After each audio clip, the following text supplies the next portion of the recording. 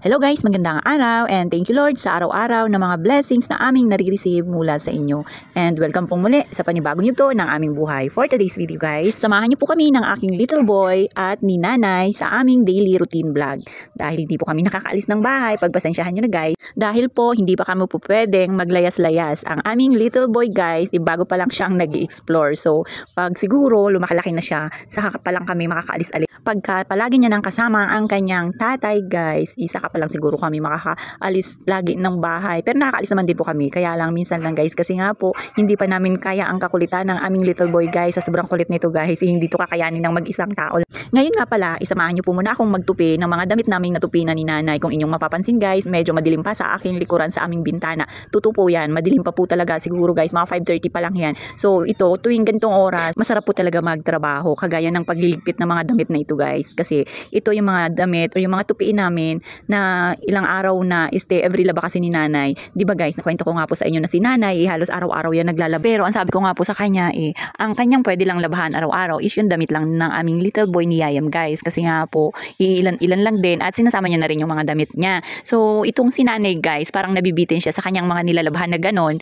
Kaya minsan nakikita ko yung mga damit ko pagka kami lang dito, idinadamay na ni nanay sa kanyang labahin. Kaya halos araw-araw po talaga yan. Tapos guys, pagka nandito naman si Big Boss, minsan nagugulat din ako kay nanay. Minsan daily or every other day siya naglalaba. At pagka minsan may mga pagdating ni Big Boss guys, yung kanyang mga dumihin, yung kanyang mga damit na ginamit doon sa kanyang work, iinuwi niya po yan. Dito niya po pinapalabahan sa amin sa Puerto. Syempre guys, nandito yung maraming sabon at maraming mga downy sa bahay. Kaya ayun, nakakatipid siya. At hindi niya na rin kailangang bumili. Kaya yun guys, inuwi niya po dito. Kita niyo nga po yung kanyang mga jersey dyan guys. O minsan, nagtataka na lang talaga ako guys. Hindi ko na alam kung saan ko ilalagay ito yung mga jersey niya. Dahil nga po, di ba, ang hirap niyang tupiin madulas. So, ang ginagawa niya yan guys, yung mga luma niyang jersey, pinamimigay niya yan. Hindi ko nga po alam kung saan niya na yung pinamimigay. Basta mabawasan lang at sa sobrang dami nun guys, hindi niya na yun kayang isuot. Kaya yun, isa pa sa kanyang mga dahilan kaya pinamimigay niya na. Minsan po kasi may mga damit siya na sobrang liliit na or malalaki na, basta ganun kasi minsan nagda-diet din siya guys at kaya yun, minsan yung ibang damit niya, jersey niya na pinagagawa hindi kumakasya sa kanya. Kaya dahil nga po diba naglalaro ng basketball guys, kaya siguro every laro iiba ang uniform, ganun talaga diba. So kaya ganyan, kung po pwede ko nga lang suotin yan, kaya lang hindi naman kakasya sa akin sa sobrang laki niyan guys. Kaya hinahayaan ko lang yan siyang pamigay yung mga damit niya para mabawas-bawasan naman yung labahan namin ni nanay.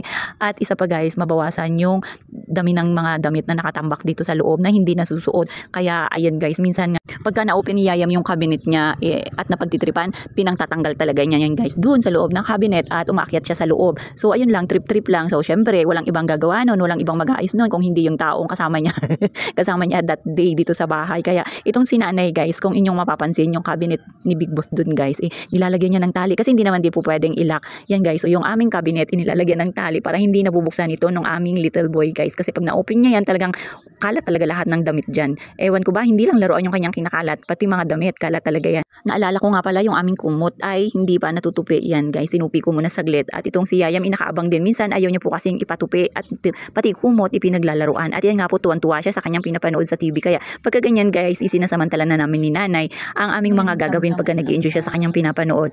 At ayan nga po, after nga po naming maglinis sa loob at manood ng TV, itong bulinggit, itong si Yayam ilumabas na rin guys at patingin-tingin nga dito sa labas dahil nga po lumiwanag na ang aming paligid at nakikita mo na yung mga dumadaan dyan. Kaya ayan, si nanay inagwalis-walis na rin guys habang ako naman inakatambay dito sa labas. At tamang pahangin lang muna, tamang tingin-tingin at tamang tulala lang muna saglit guys. Anong hinanap ni Yayam? Ops. Ay, si strong na talaga yan. Kayang-kaya na.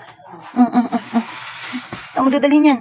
Saan dadalhin? Ay, ayang lakas-lakas no. Very good na yun Kahit na nga po, super aga pa nga niyan, ipinagpapawisan na ako kasi marami-rami na rin tayong nagawa. Pero yung mga gawain natin, yung dito lang sa loob ng bahay. So, ayan, nung katatapos nga lang po namin ni nanay maglinis at magligpit dito sa loob ng bahay, yun na naman, kalat na naman. So, si nanay na guys ang bahala dyan dahil nga po. Tamang pinapakain niya rin ito yung aming little boy. Kailangan po kasi kumain, kaya hindi pwedeng pagalitan ang Yayam habang naglalaro at binibigay niya yung hilig ng aming little boy guys para kahit na anong subo ni nanay o subo lang. kain lang ng kain yung aming little boy at hindi niya rin po pinipilit pagka ayaw kumain, okay lang, pero may subo na talagang tinatiming ni nanay, nakakain at kakain din yung bata. Pero ganun po talaga pagka yung bata pinapakain, minsan talagang natutuon sila sa paglalaro. Kung hindi mo tityagaan na subo-subuan, hindi talaga kakain yan. Kaya ganun, pasalamat na lang kami guys na dito si nanay nakasama namin at talagang hindi niya kami iniwan guys dahil nga alam niya dalawa lang kami ni Yayam dito sa bahay. At after nga po niyan, nilinisan ko na nga rin po pala ito yung kubo na matagal nang hindi namin nalilinisan. So sa akin lang kayo guys makakita na binabrush ko dito yung sahig ng kubo. At itong si nanay guys, nilinisan niya muna dito, gumawa muna siya ng konting kanal. At tiningnan nga po namin, ayan pumapasok po yung tubig ng aming kapitbahay guys. So hindi po pwede dito kasi pumapasok siya dito sa loob mismo sa may daanan namin at parking lot namin guys. Kaya kailangan imasabihan po namin yung aming kapitbahay para makagawa po sila ng paraan na kanalan yung kanilang likuran. So ganun po. Kaya pinakita namin guys kay big boss namin, yun nga sabi niya sabihan daw po yung mga kapitbahay. Kaya ang ginawa namin ni nanay at Yayam, lumabas nga po kami. Naging full force na kami guys sa pagpunta dun sa kapitbahay para sabihan na magkanal sila. So ayan nga po kung mapapansin niyo, tatlo pa talaga kami guys. At itong si Yayam talagang mapagkakatiwalaan na solo maglakad. Kaya after nga po namin guys na makausap yung may-ari ng aming mga kapitbahay dyan, dalawang kapitbahay namin guys, umuwi na rin kami kaagad dahil nga po ayaw nang umuwi ni Yayam guys dahil may nakita siyang kalaro doon sa kapitbahay at yun po ay hindi po pwede dahil ang layo po at medyo marumi po at yun nga po binuhat na siya ni nanay papauwi dito sa bahay. And after nga po nagdilig-dilig na nga lang po kami kasi meron po kaming tubig na nasa drum na kailangan naming ibuhos. So sabi ko nga po sayang naman kung ibubuhos. Kaya po na kahit na bagong dilig lang si nanay kahapon, ayan, inuunti-unti niya yung tubig na idilig sa mga halaman. So, yan nga guys, medyo malayo na nga yung inahatira ni nanay at ang kanyang hawak na pandilig, parang pitchy lang siya guys. Kaya ang ginawa niya, ayan, habang nagdidilig siya, nandyan pa nga po si Yayam at gusto ring makisali sa kanya, wala nga pong sleeper.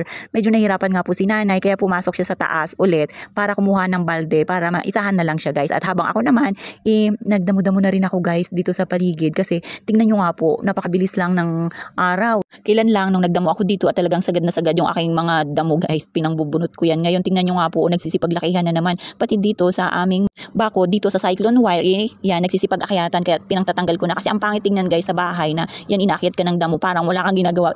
Parang nagmumukha kang tamad niyan pagka ganyan. Yung bahay mo inakyat na ng damo at ikaw ipahila-hilata lang, di ba? Wala na. Gawa mo na yun. Gawa mo na, magkagod na. Hindi ka magaganyan. Ganyan, paano lang yun? Ganyan na din. Paano naman yung jacket ako na?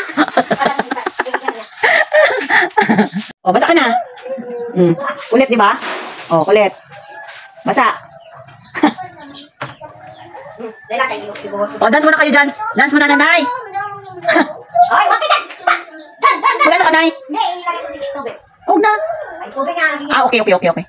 At habang ako ay nakatambay dito sa kubo guys, ayan na po, yan, nag-response na po yung mga naglilinis or naglagay na sila ng kanal dahil nga po pumapasok dito sa atin banda yung kanilang tubig dahil wala po talagang kanal dyan guys sa kanilang CR banda or sa kanilang labahan. Kaya ayan, salamat naman.